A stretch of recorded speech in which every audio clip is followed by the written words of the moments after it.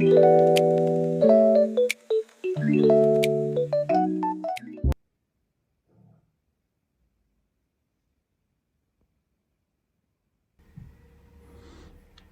утречко всем. У нас тут эвакуатор приехал. Напротив живет бабулька, вообще неугомонная. Когда тут собирались сборища, и тут вытворялось непонятно что, вот, нашими арабскими друзьями, она просто успокаивалась тем, что скрывала жалюзи и как бы предпочитала не реагировать. Зато если кто тут машину где-то тут не оставит, точнее машину тут оставляет, ну почему нет, здесь тупик. Никому не мешает. Вот видите, там, где стоят полицейские, там столбики. Как вам показать, я не знаю. Ну, столбики там. То есть она никому здесь не мешает, но ее колбасит. Вот этот факт, когда у нас была машина, это был просто ужас. Мы имели право ставить там, где стоит вот полицейская машина, да, вот та правая. Нет, ей постоянно что-то не нравилось, она постоянно возмущалась, она постоянно бегала. Но периодически люди, здесь же рядом стадион, тоже оставляют здесь машины. Они никому не мешают совершенно. Тупик поставили, ну то есть вообще она постоянно бесится. Сначала она вызвала полицейских, чтобы вон расчертили эту желтую разметку. Теперь, вот видите, уже смотрю, приехали, видимо, из-за вот этой машины, которая тихонечко стоит сбоку и никому не мешает. Она вызвала эвакуатор и машину полицейских, и те тоже быстренько приехали. Вызвать их на какой-то беспредел под окнами просто нереально, просто. А зато на вот такие моменты они приезжают просто без проблем. Вот кому эта машина здесь мешает? Скажите, под окнами, там тупик, объехать можно, проехать можно. Ей, этой бабульке, выехать можно 150 раз тоже здесь. Почему такая вредность? Объясните мне, почему? Вредность и принципиальность. Ну, вообще, я удивляюсь этому моменту. Я просто удивляюсь. Активность вообще в бесполезных местах.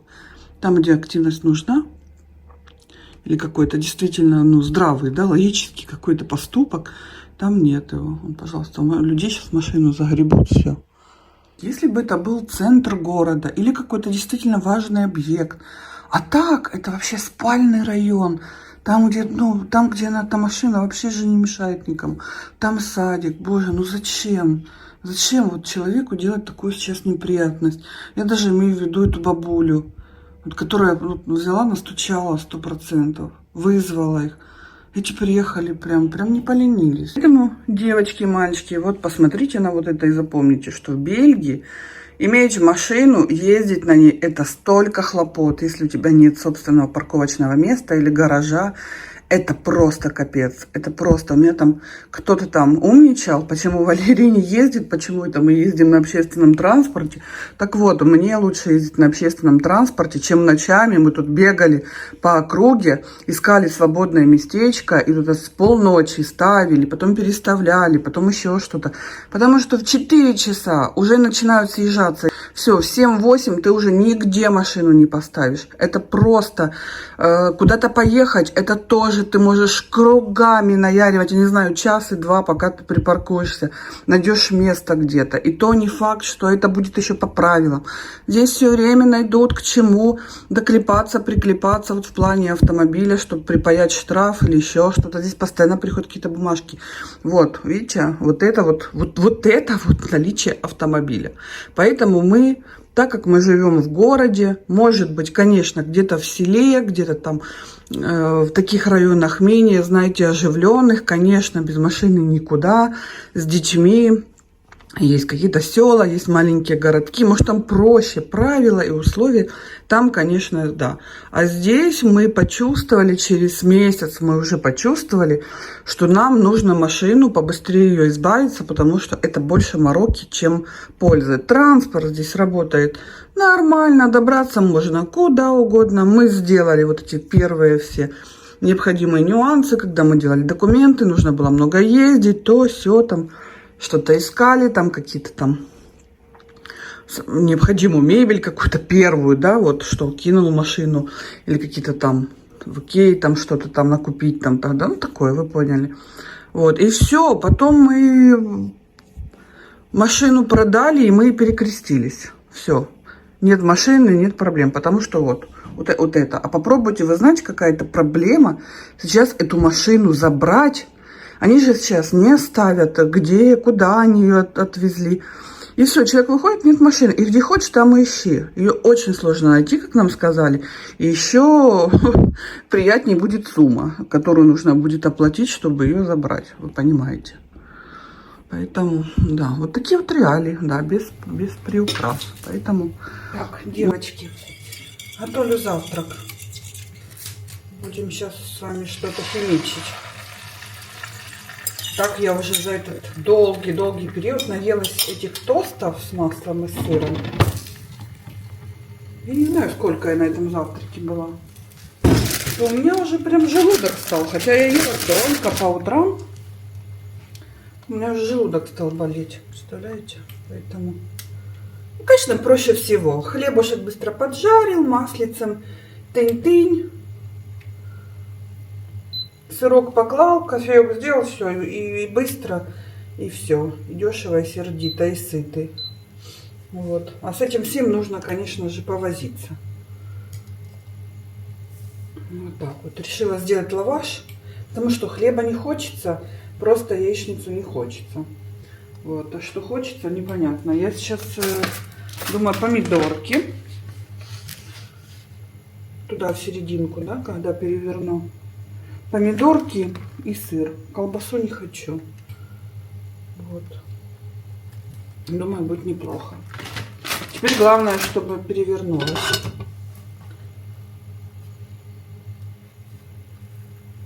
Угу. Вроде бы ничего, вроде бы прихватилось. Вообще, кокосовое масло, это вообще мой восторг сейчас. Девочки, честно. Боже, как я раньше, почему я раньше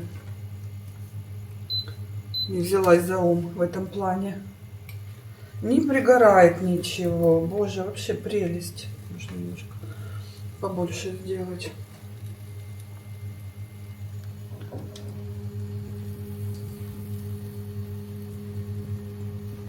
То горит, пригорает. Я постоянно, знаете, как-то в последний вагон.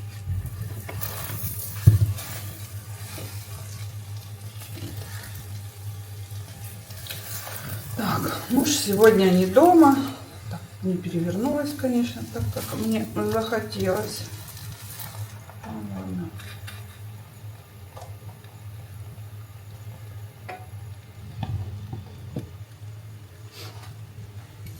Муж не дома, поэтому не знаю, хочу сегодня поехать в ТЦ. Нужно купить, в общем-то, хочу себе тушь купить. Муж там дал мне заказики небольшие. Марку хочу посмотреть в тренажерный зал. Штаны, говорит, в шортах. Сейчас не хочу ходить, хочу ходить в длинные штаны есть специально для этого, для зала. Ну, вот эти, знаете, которые там широкие, а внизу вот такие зауживаются. Что-то такое.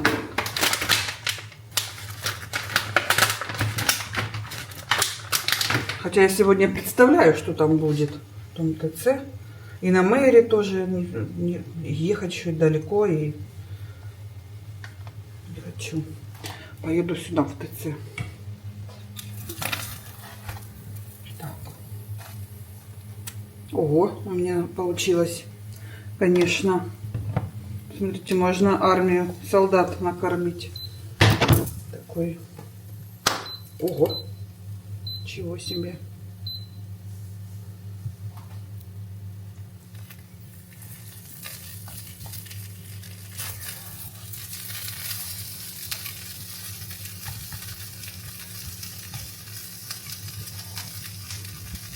Так, пирог теперь бы расставила.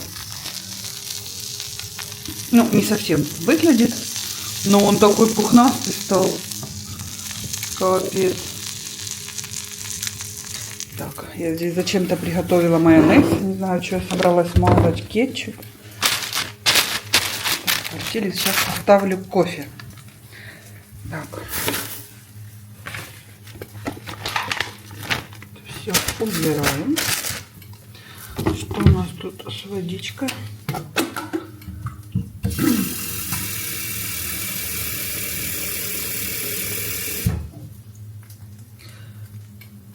Девочки говорят, что пить можно. Кто-то там говорил, что вода здесь просто невозможно прекрасная в Бельгии. Когда я говорила, что покупаю пищевую, питьевую. Посмотрите в чайнике, сколько налета. Ну, его прилично. Это потому что мы с крана набираем. Вот так вот.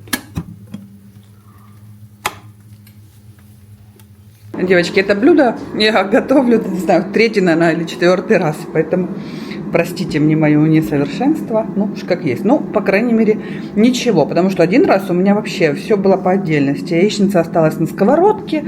Лаваш сам по себе. В общем, это было, конечно, такое себе. Ну,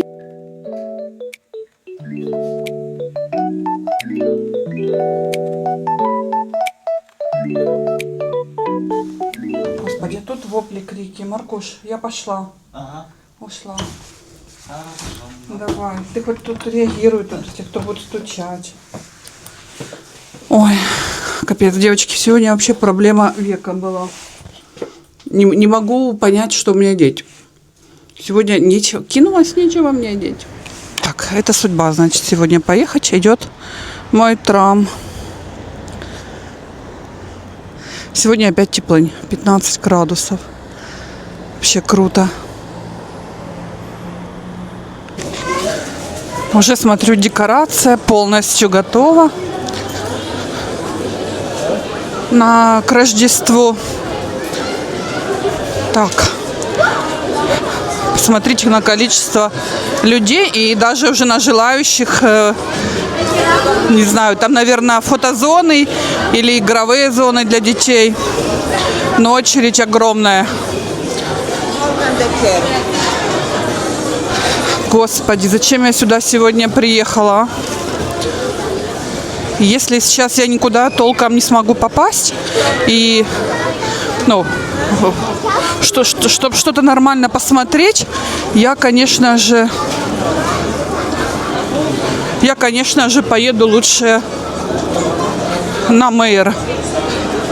Смотрите, что происходит здесь. Тут для колясочек, смотрите, какие отдельные ячейки. Ой, ладно. Мне-то, в принципе, нужно куда? В Дуглас хочу зайти, потом какой-то спортивный магазин и в медмаркет. В принципе, я не думаю, что в этих магазинах будет много людей. А там не факт. Так, что, дезики купила уже. Теперь иду в Дуглас. Вот, надеюсь, там будет тоже поспокойнее.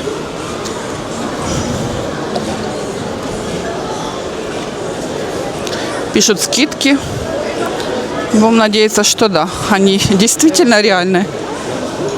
Девочки, купила я то, что хотела. Да еще сегодня скидка 22%. У меня почти 10 евро вышла скидка на ту тушь, которую я хотела.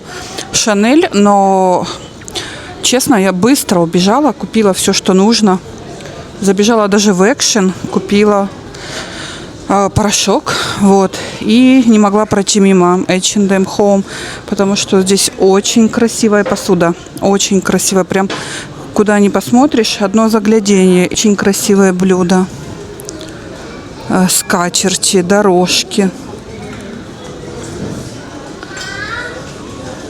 Вот такие графины под воду, под компот, под что угодно. Интересно, сколько они стоят. Не знаю, не вижу цены. Мне не совсем удобно. А вот какие, посмотрите, полотенечки. Такие полотенечки, посмотрите, красивые.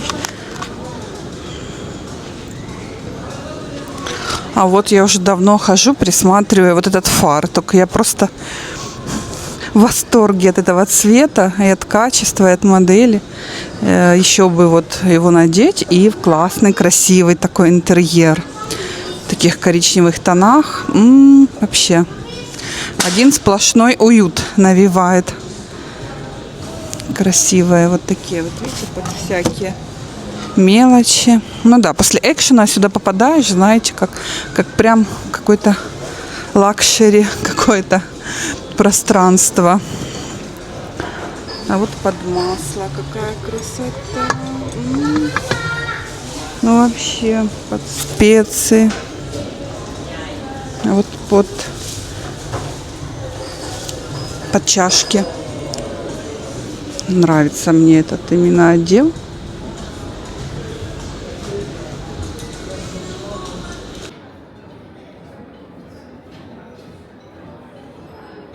Девочки, такие симпатичные косметички, посмотрите, 25 евро. А вот вообще один сплошной гламур. Вот. Вот такая вот 20 евро. Смотрите, под каракуль. Как под каракуль такая. Вот эти вот тоже интересные, такие по 20 евро. Светлые, правда, подешевле. Вот такие вот.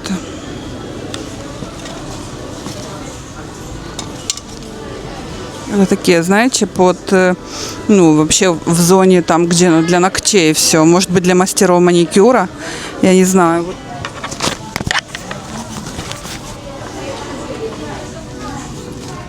Вот такие вот мягкие.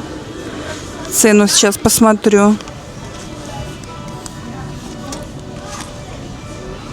Это 16 евро стоит. Так, вот это розовая 18. Господи, когда это уже H&M уже так уже увлекся бьюти-индустрией, что у них столько всего появилось. Смотрите, 25 евро. Какой прекрасный кейс, да, для каких-либо там, вот для косметики, для чего-нибудь. Не знаю, насколько этот цвет практичный, насколько удобно за ним ухаживать. Так, ну, в общем-то, посмотрели. Будем иметь в виду. Собралась была уходить. Посмотрите, какую элегантнейшую вещь нашла в H&M. Это тонейшего качества такая водолазка. Ну, как бы или гольфик, или свитерок. Он такой тоненький. Смотрите, как горло сделано красиво, элегантно. Единственное, что я надеюсь, что он не при носке не потеряет, ну, вид свой, то есть не закашлатится. Хотя у меня есть машинка, как бы все 23 евро стоит, но он просто неимоверный. Как бы такой удлиненный рукав. Я его хочу сейчас примерить, надеюсь, он подойдет. Вот, потому что не все мне такого плана вещи идут. Господи, какое счастье мне было выйти на улицу. Я такого еще не видела, правда. Я не знаю, когда будет уже канун Рождества, что-то за неделю. А когда будет Черная пятница, мне вообще страшно представить. Я кое-какие-то моменты, которые, там, косметику, думала, ну, на Черную пятницу. Да сюда вообще будет не зайти. Вообще. И тем временем я отсутствовала где-то сколько? Ну, больше часа, да, больше. Посмотрите, что случилось с погодой. Прям набежала хорошенькая туча.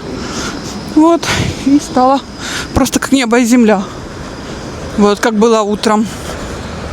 Купила я все же эту водолазку. Вот. Она как бы не очень-то и села, как бы мне хотелось, но она не может сейчас сесть на мне красиво, потому что, ну, там не на чем сидеть красиво. Вот, но неплохо, неплохо. Она тоненькая, элегантная, под все. Совершенный цвет такой, темно-графитовый. Ну, собственно, то, что мне и нужно. Так, надеюсь, сейчас быстро придет. Ой. Вот каждая семья привела с собой по 6, по 7 детей. Вот таких вот маленьких в колясочках. И они все орут. Потому что там очень жарко, очень многолюдно. И это невыносимо. Правда вам говорю. Видите, посмотрите, какое количество людей все приезжает и приезжает и приезжает. И вы можете представить себе, что там творится, учитывая то, что там сейчас не протолкнуться нигде. Посмотрите. как на демонстрацию идут просто. О боги. Девочки, хочу показать вам, что купила. Купила вот эту вот тушь. Этот брасматик, который я давно хотела. Точнее, я хотела там один из двух выбирала. Мне подсказали девочки-консультанты, что вот какой лучше. Ну, я там протестировала, определилась вот на этом. Мне, в принципе, как бы не сильно нужна длина, вот, как объем. Вот, и чтобы он был водостойкий. Вот, чтобы не текло, не осыпалось. Попробую. Вот так вот. Еще и скидка была просто сегодня великолепная. То есть он стоил 47. По-моему, купила я его... Ой, короче, на 10 евро, получается, дешевле. Вот это взяла просто, что был. И вот эти взяла дезики своим мальчикам. Вот, потому что лучше его просто нет. Даже насколько Марк у нас такой, знаете, как бы, ну, пындыковый. Вот, ему все всегда что-то не то, там то запах не нравится, то еще что-то не нравится. Он говорит, это самый лучший дезик вообще, который существует. Вот, и взяла вот этот гольф, который я вам показывала. Вот, он тоненький такой, очень хорошее качество, 23 евро стоит. И что мне нравится, здесь горло, посмотрите, горловина, она не отдельно пришита, а получается, ну, как бы он бесшовная. Это очень элегантно смотрится, качество он прям настолько тонюсенький, это длинный рукав, ну вот, понравился мне, хорошая такая вещь, классическая, под все. Вот, в принципе, то, что мне нужно было. Девочки, еще вот одна такая покупочка, вообще не свойственная мне, потому что я очень-очень редко себе покупаю бижутерию, да еще и как бы в H&M, собственно, я даже никогда не подходила, да, к этой стойке.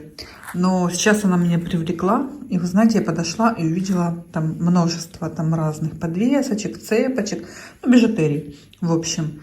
И почему-то у меня такая мысль возникла. У меня есть маленький такой бриллиантик, подвесочка, вот. Но на этой цепочке, которая у меня сейчас, она, ну, здесь белое золото и крупные звенья, но она вообще не смотрится. И мне все время хотелось что-то вот прям коротенькое-коротенькое, чтобы прям вплотную к шее, прям, знаете, чтобы она не висела, а прям плотно. И сюда как бы, чтобы маленький был этот бриллиантик.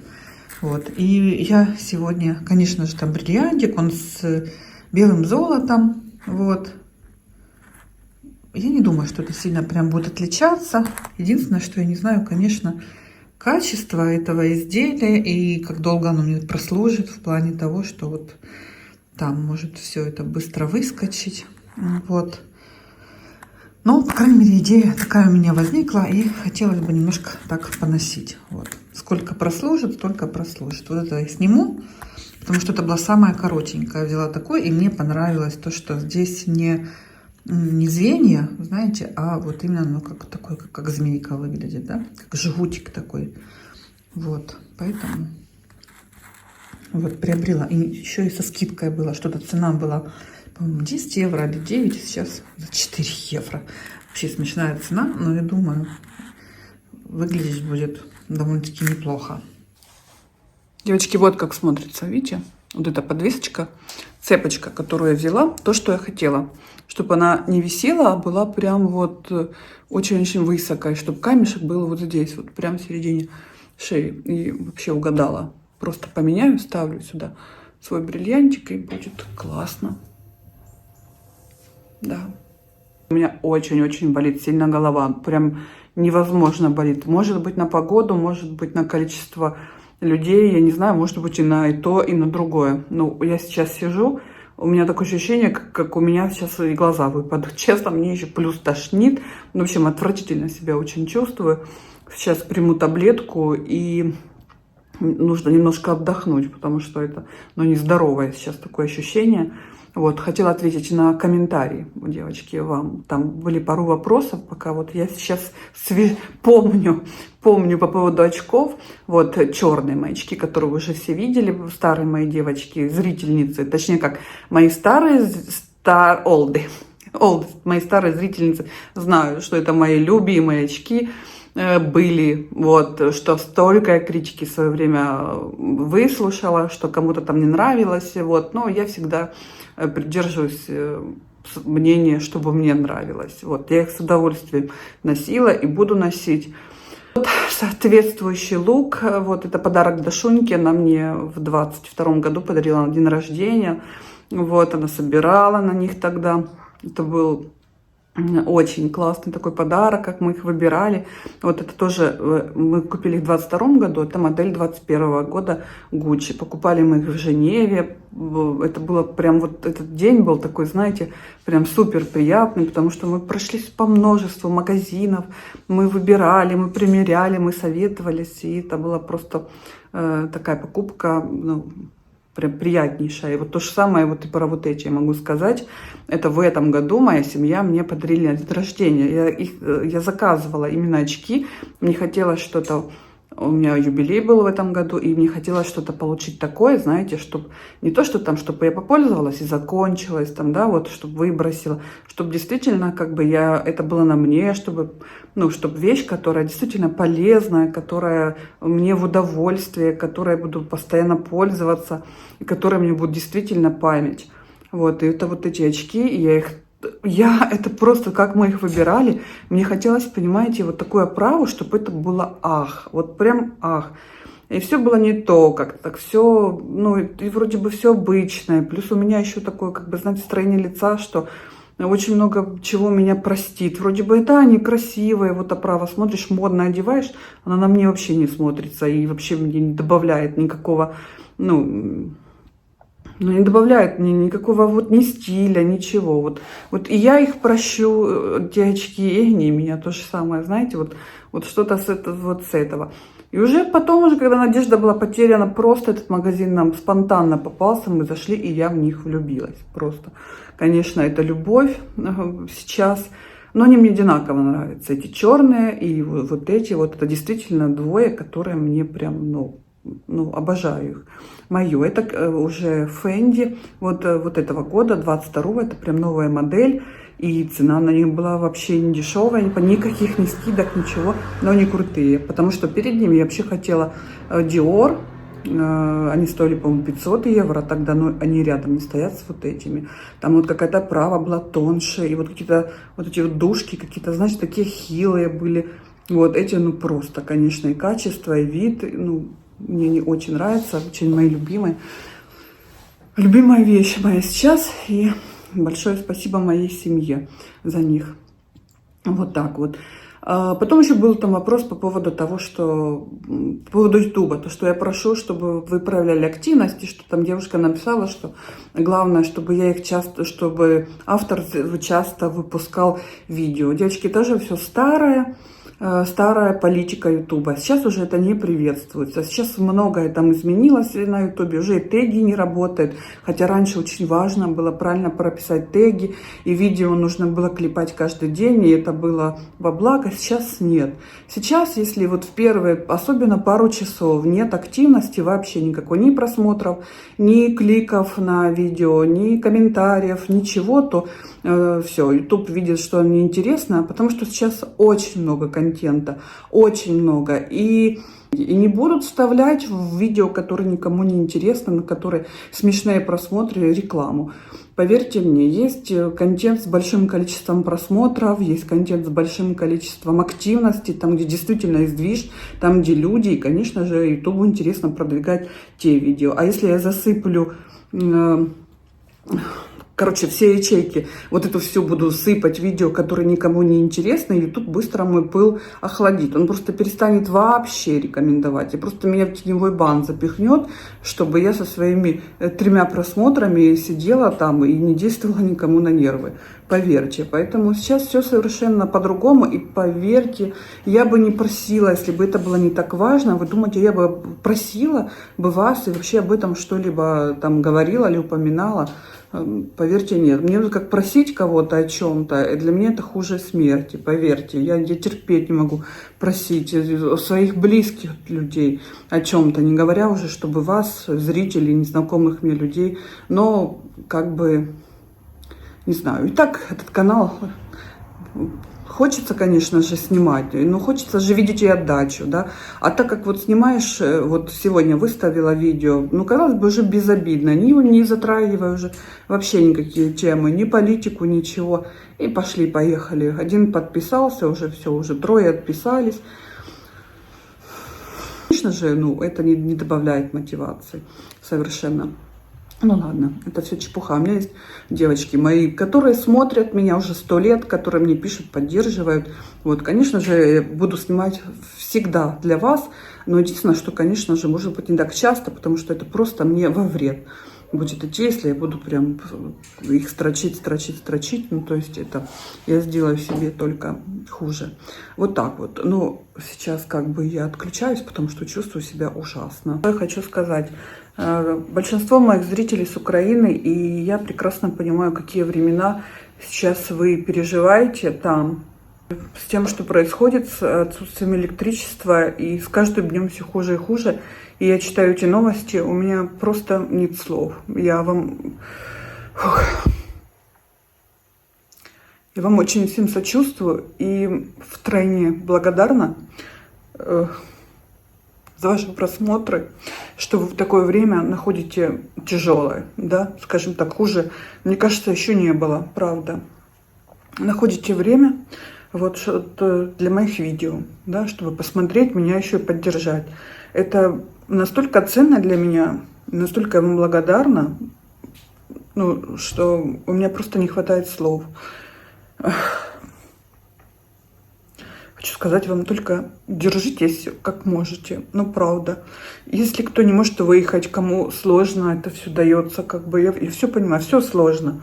Каждый шаг сейчас сложно. Люди разные, и для кого-то что-то для кого-то, то, что для кого-то нормально, для кого-то может быть просто непостижимо. Нет поддержки, нет финансовой возможности, нет там еще чего-то. Вот, я вас умоляю, как-то держитесь, вот. Не падайте духом, вот, потому что это точно не спасет. Но я всем сердцем с вами. Мне невыносимо это все смотреть. Все новости. Фух, нет слов просто. Душа болит за свою землю, то, что с ней творят, нет слов просто. Поэтому, мои дорогие, всех вас обнимаю, люблю и безмерно вам благодарна. Я совсем забыла, что у меня есть цветная капуста. Вчера покупала и стою, ломаю голову, думаю, что мне приготовить на гарнир. Есть у меня там филешки, сейчас быстренько сделаю отбивные. Думаю, что на гарнир, каши уже, честно, уже смотреть не могу. Картошка то же самое. Вот. Салат то же самое. Как бы уже объелись, перели. Потом стоп, я же покупала вчера цветную капусту. Вот сейчас не знаю, как я там ее сделаю. Скорее всего, отварю и сделаю в гриле. В аэрогриле. Вот. И подам, получается, сделаю куриные вот эти отбивнушечки. И будет на вечер самое то, как по мне. Мои уже готовы. Наполовину накрыла, чтобы они просто не засыхали. Ну, и в то же время, чтобы они там не распаривались.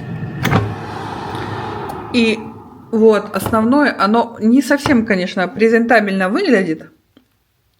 Но это так вкусно, девочки. Это просто обалденно вкусно. Это кукуруза.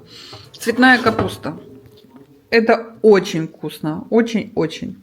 На самом деле получилось. Это не как запеканка получилась. Больше как, не знаю, они как-то все равно не скрепились, а все по отдельности. Ну, вот эти вот капустинки соцветия. Ну, это очень вкусно. Я уже попробовала одну. Особенно вот эту поджаренную. Вау, вкусно очень.